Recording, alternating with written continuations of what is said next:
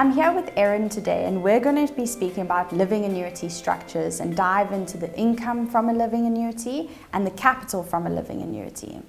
Most investors are faced with many decisions when it comes to a living annuity, so we're just going to dive into a few factors to consider.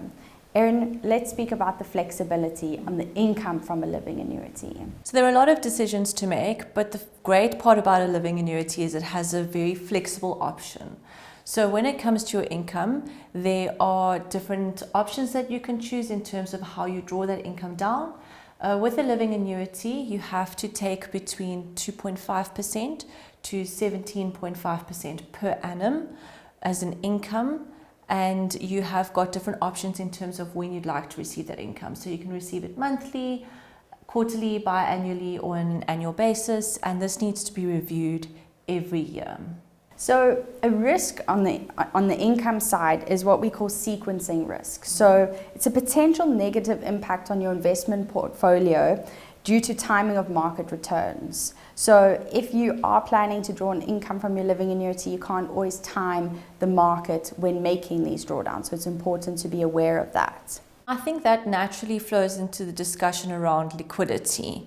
So when we do structure living annuity payments, we look at not just what income you're going to be receiving from this particular investment, but as well as the other investments that you have in place, because we need to consider factors such as tax.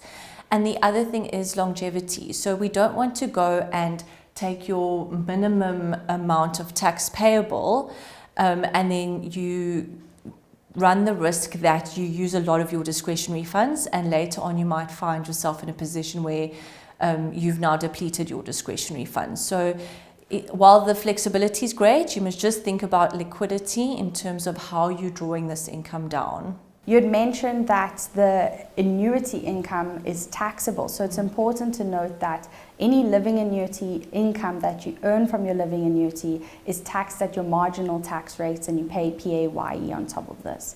So it's important just to be aware of that and manage that as efficiently as you can. Yeah.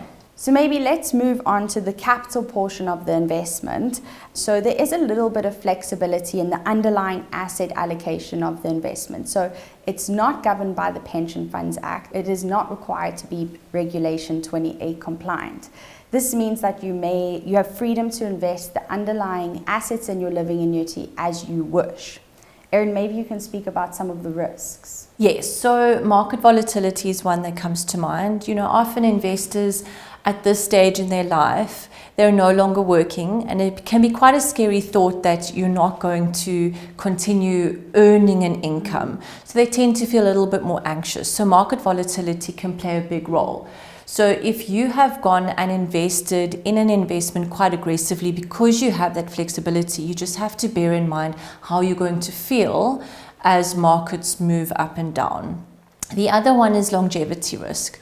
So you do also run the risk that you deplete your capital at an early stage, and then you find yourself, running out of money at a point where you might need it for to produce that income for the remainder of your life. So longevity does also play a risk here.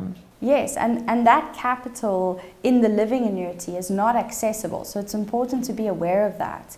Only once a living annuity drops below 125,000 Rand may you draw the full amount. So the capital is locked away in the living annuity, and you're only able to receive the income from the living annuity. Like anything, tax comes into play. So with the living annuity, in terms of the capital, so the investment within your living annuity, the income that's received and the growth within the investment is not taxable.